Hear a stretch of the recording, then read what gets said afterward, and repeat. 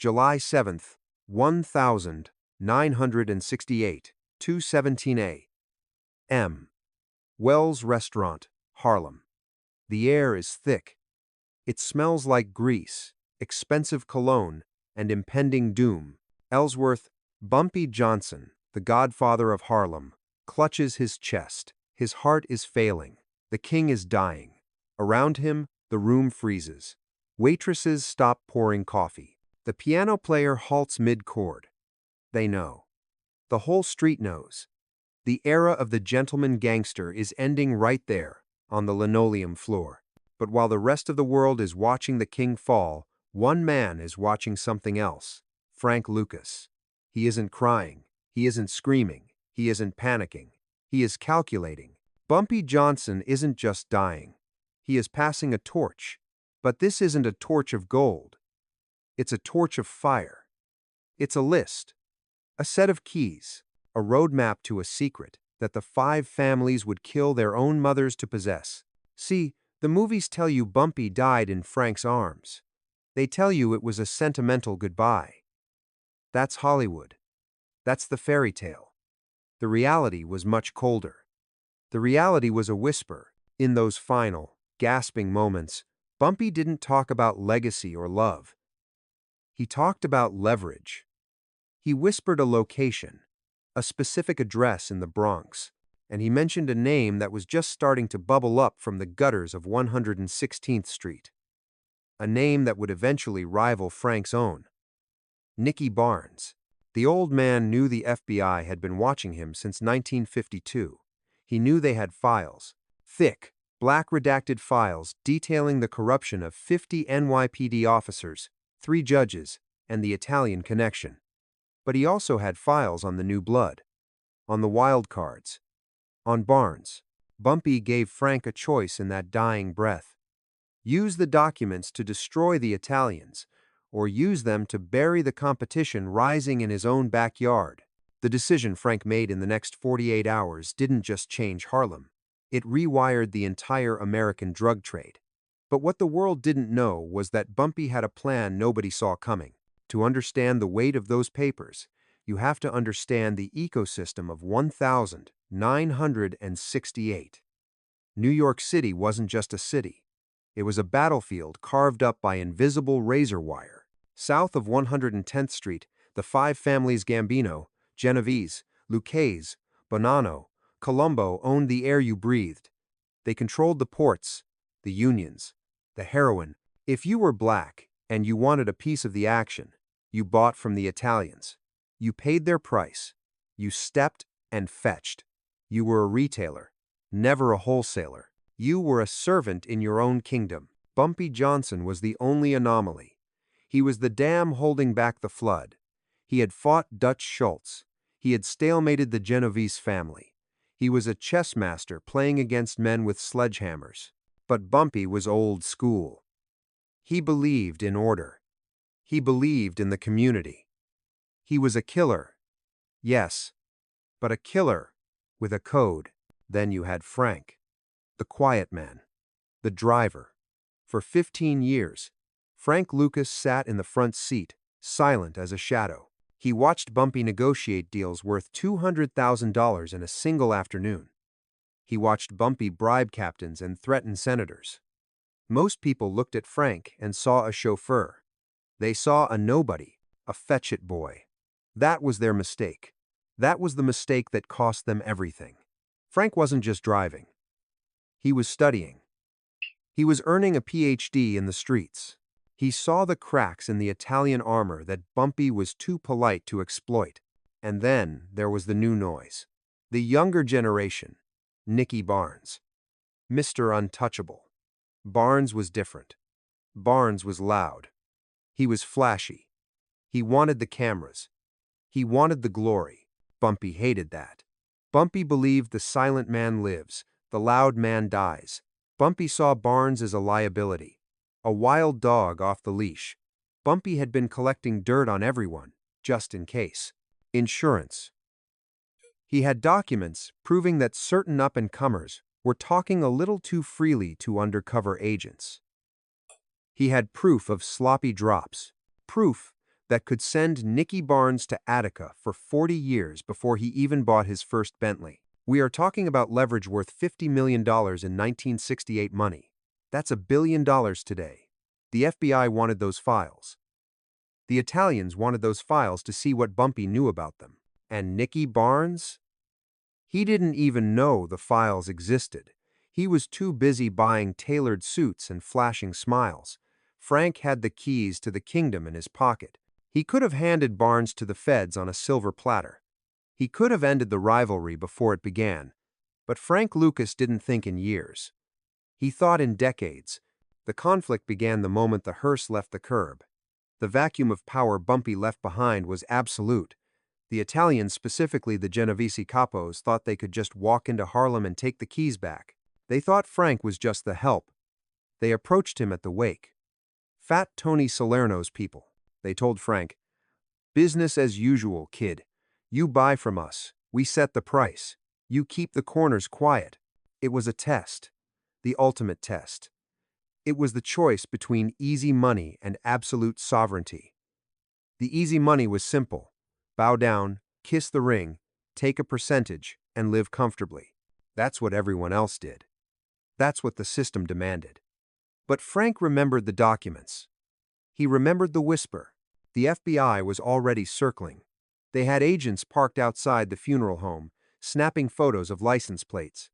They knew Bumpy had a doomsday box. They just didn't know who had it. They assumed it was his widow. Or his lawyer. They never looked at the driver. Frank went to the safe house in the Bronx. A small, nondescript apartment on innocent-looking Tremont Avenue. He found the box. It wasn't gold. It wasn't cash. It was a stack of reel-to-reel tapes and a thick manila envelope. The FBI documents. Inside, it was dynamite. Transcripts of wiretaps Bumpy had obtained through dirty cops. Names of informants. And there it was, evidence that Nicky Barnes had been reckless.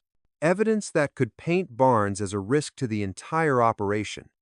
Bumpy had left Frank a loaded gun pointed directly at Nicky's head. This is where the legend separates from the man. A lesser man pulls the trigger. A lesser man destroys his rival immediately to clear the board. But Frank looked at the bigger picture. He looked at the Italians. As long as the Italians controlled the supply, it didn't matter if it was Frank or Nicky running the streets, they were both slaves to the mob. If Frank used the documents to jail Barnes, the Italians win. They divide and conquer. They keep the black gangsters fighting each other for scraps. But if Frank destroyed the documents, if he removed the liability, he could focus on the real enemy. The supplier. Frank realized something profound. Bumpy didn't leave him the documents to use them. He left them to test him. Bumpy wanted to see if Frank had the discipline to destroy power in order to gain it. It was the moral test of the underworld. Do you take the quick win, or do you play the long game? The pressure was immense. The feds were kicking down doors in Harlem looking for this box. The Italians were threatening to cut off the supply if Frank didn't fall in line. Frank stood in that Bronx apartment, a lighter in one hand, the future of the New York drug trade in the other. He didn't flinch. He lit the corner of the envelope. He watched the name Barnes turn to ash. He watched the leverage disappear. He chose the hard road. He chose war with the Italians. If you're already hooked on how Frank Lucas outsmarted the most dangerous men in New York, and how he turned a pile of ashes into an empire, hit that subscribe button right now, because what happens next changed history forever. The Blue Magic era didn't start with a deal. It started with a fire. Now, let's talk about the tactical reveal. The hidden move. Why burn the leverage? Why protect a man like Nicky Barnes who would eventually become a thorn in his side? Because Frank Lucas understood chess versus checkers. Checkers is capturing the piece in front of you. Chess is controlling the board, so the other pieces have nowhere to move. By destroying the evidence against Barnes, Frank allowed Barnes to rise. He allowed the council to form. He needed the chaos. He needed Barnes to be the lightning rod. As long as the feds and the press were obsessed with the flashy, loud-mouthed Nicky Barnes, they wouldn't be looking at the quiet man flying to Southeast Asia. They wouldn't be looking at the coffins. This was the genius of the move. Bumpy Johnson's files were a trap. If Frank had used them, he would have become a snitch in the eyes of the street. He would have relied on the FBI to do his dirty work. That's weak. That's dependent. Frank wanted independence. While the ashes were still cooling, Frank made his move. The country boys. His family. He brought them up from North Carolina. Why? Because he couldn't trust the city guys. He couldn't trust the guys who knew Bumpy's old ways.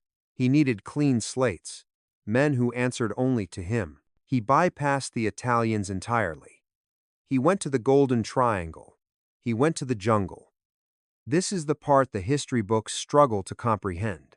A black man from North Carolina, with a fourth-grade education, negotiating directly with Chinese warlords. No middlemen. No mafia tax. The Italians were selling heroin that was 10% pure, maybe 15 on a good day. It was stepped on, cut with milk sugar, cut with quinine, cut with garbage. Frank brought back Blue Magic, 98% pure. It hit the streets like an atomic bomb. But here is the secret mechanism, the logistical masterpiece. The army coffins, the false bottoms. It wasn't just about smuggling, it was about volume. The Italians were moving kilos in suitcases. Frank was moving weight in pallet loads, utilizing the U.S. military's own infrastructure. He turned the Vietnam War into his personal shipping lane, while the 5 families were sitting in their social clubs in Little Italy, wondering why their customers were disappearing. Frank was sitting on $100 million.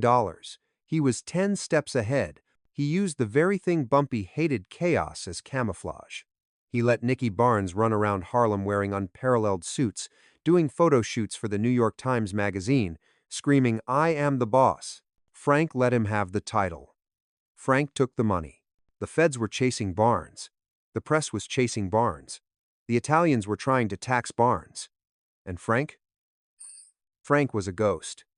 He was the heir. He was everywhere and nowhere. He bought real estate. He bought businesses. He bought silence. The climax. The showdown. It wasn't a gunfight. It was a meeting. A sit-down that has been whispered about for 50 years. Ralph's restaurant. Italian turf. The heads of the families called Frank in. They were losing millions. Their product was rotting on the shelves because nobody wanted the weak stuff when Blue Magic was on the corner. They needed to stop the bleeding. Frank walked in alone. No bodyguards, no guns, just a suit that cost more than the building they were sitting in. The room was filled with men who had killed for less than a wrong look. Men with names like Big Paul and Chin. The tension was enough to snap a steel beam. They threatened him. They told him they would burn Harlem to the ground. They told him he was out of his depth. They put a figure on the table, a tax. A 60% tax on every kilo Frank brought in. Frank didn't yell. He didn't flip the table. He sat there, calm as a frozen lake. He looked at the most powerful capo in the room and spoke softly. "I don't pay taxes. I don't pay tribute. I don't answer to you." The silence that followed was deafening. Hands went to waistbands. The air left the room. Frank continued. "You sell garbage. I sell gold. The market has spoken. You can kill me, but you can't kill the product. And if you kill me, the supply stops. For everyone, including the pieces I let you have." He was bluffing, partially. But he was also stating a fact.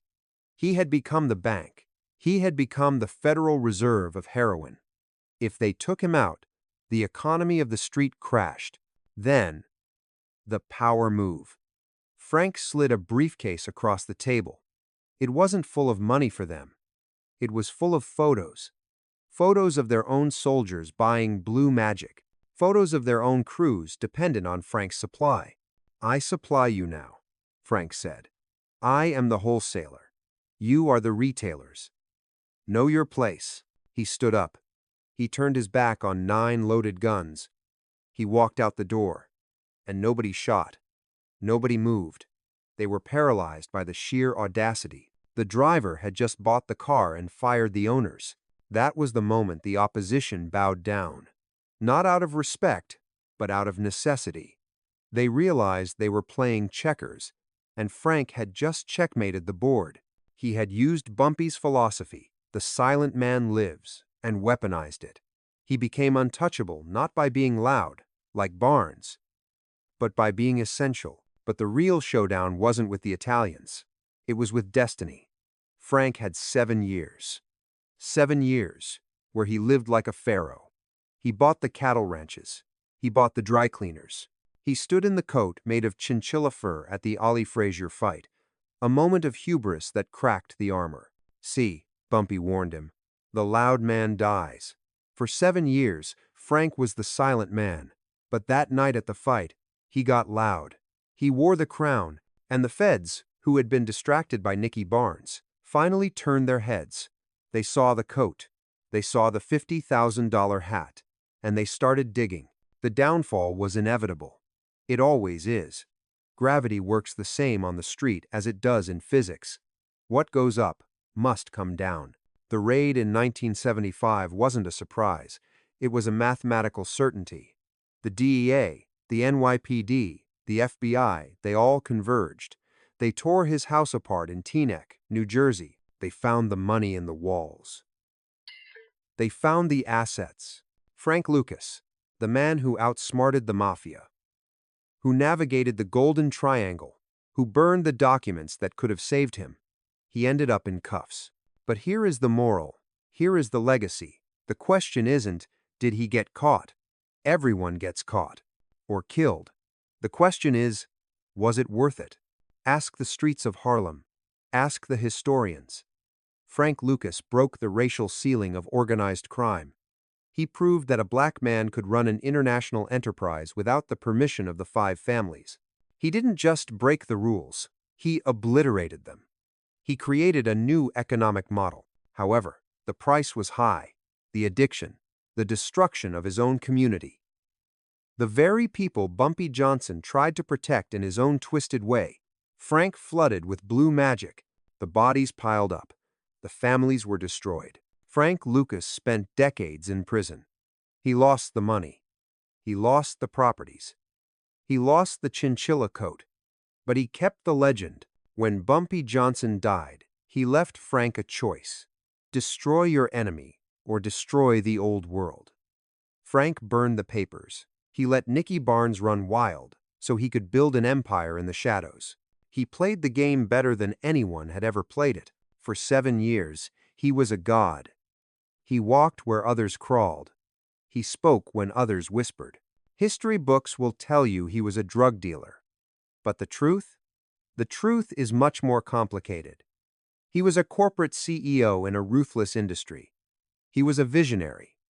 He was a monster. He was the man who drove the car, until he decided to own the road. He didn't just survive the game. He changed how it was played.